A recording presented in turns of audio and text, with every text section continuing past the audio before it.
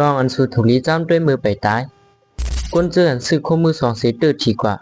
ไม้1ถงป้าก้นก็ในอำหูลองตึงได้ตึงเนือเสียกว่าซื้อยาถงป้าอันมีกาคันโหล้านดอลลาร์มันนั่นเดียวลุงก็ในอยู่ไว้ดีในเมืองยูเครนเสียเลยกว่าซื้อคู่ของที่ล้านมี2ล้าน1จะเลยซื้อมาถงป้าอันนึงเยอะเจอซีมันดิมีจัวเฟเลเทอร์ซีในอยู่มันก็ปูว่ามีย้ำยินแลจังหวัดเนด้วยก้นอันหูที่ปองมันอยู่แล้วถึงมื้อนั้นจังเลยฮู้ว่าโทนแนมใจถงธรรมดาเป็นถงผู้ห้องก็อันมีจัวเอเวเพรซีในอยู่แล้วซึ่งใหญ่อันมีจัวอันที่ว่าเลยยื่อ่านไว้ตัวดักเพรซีเสียไว้อยู่ค่ะทั้งหมดที่มีบอก10ถงเสียเลยว่าเป็นถงเอมาหรือสิปนหมดในก็ว่าเลยอยู่กำลังสุดโถอันซื้อมา$20นั่นเลยที่ว่าเป็นทองอันมีกาคัน$50,000ในอยู่สุเจ้าก็สังเกตว่ามีทองอันซื้อมาที่ล้านมี2นั่นเลยแนะนำให้กว่านี้บันด้วยกฎอันผู้ที่ปองมันนั่นอยู่ค่ะหมาย2จอบมือเสียงนางยิงก็ในก็เลยกว่าซื้อแม่นจอบมือที่ล้านมือ2อยู่แล้ว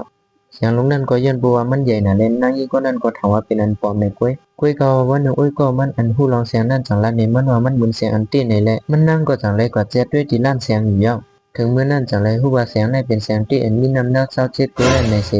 ย้อนเบิ่นนั่นแหละเสียงอันในเป็นเสียงเลยเฮ็ดไว้มือ10ตัวอย่างสู้นั่นสิพาหางมันก็เหมือนกันดังเสียงธรรมดาลายมือมันในก็จังเลยหางดีไว้นิ้วนึงอยู่ก็เบิ่นนั่นแหละก็คันมันก็จังเลยขึ้นถึงเป็น$500,000สินะอีก็ในก็จังเลยน้ำแม่นแม่นดังนำหมาย3แค่หางอันนำฮู้จึงนั้นปาสะเทหลงก็ในย้อนบัวเคยย่อๆไว้ก็มันในแหละจังเลยซื้อแค่หางเป็นหางจ้าหรือสิเพิ่นสุดตอนปันเป็นโคตรวันเกิดมันอยู่ของวันเกิดในก็ย้อนว่าเป็นแค่หางอันละลีคันขินในจังเลยยึดใส่ไว้ในจอกกล้วยอยู่ซึ่งนั่นสิเผยถึงว่านึงมาเขาเปียวฮองเสียเลยหันแค่หางสู้ซักไว้อยู่ซึ่งนาเสียอันเด็กขายพ่อบ่เป็นในแลจังเลยทบไว้นอห้องกำนึงผู้จันทางก็นึงก็เพชรกว่าเพชรมาเสียไหลหันกว่าย่างเลยไว้พังยาว่าแค่พังอันนึงสิแค่พังธรรมดานี้ยมันแค่พังแค่ในเป็นแค่พังผู้จันทางจิเสียงใหญ่อันนี้จือว่าเป็นแค่พังเจ็ดเสียงเพราะเราอันเขาป้าไว้ในปืนอยู่ยาวมือพ้องนั้นผู้ลงเหลี่ยมแค่พังเขาจะมาตั้งนำเสียจังเลยปันกาแค่พังนั้น$10,000,000ในอยู่ยาวคุยกว่านายเท่าอันนำหูตึงได้ตึงเนื้อในป้อมใน$50,000,000ในเดียมใครในที่มันนายเท่าก็ในจากสัมเพราะเราในนำหาข่าวในมันนำหูก่อน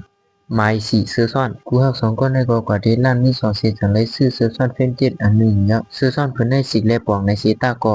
ย้อนบัวกาคันมันถูกเลยหลุนึงเฮ็ดอันก้อยในเสียจังเลยซื้อมาอยู่แล้วเพิ่นถึงมาวันนึงก็เป็นโพจังเลยด้วยปางหมานังเก่าอันนึงเสจังเลยหันแม่นยาซื้ออันมื้อนั้นนางซื้อมันน่ะลีก้นปิ้นหมานังอเมริกันก้อนนึงอันมีชื่อว่าเวสลอมบาร์ดีในนั้นจังเลยนึงไว้ซื้อเพิ่นได้อยู่แล้ว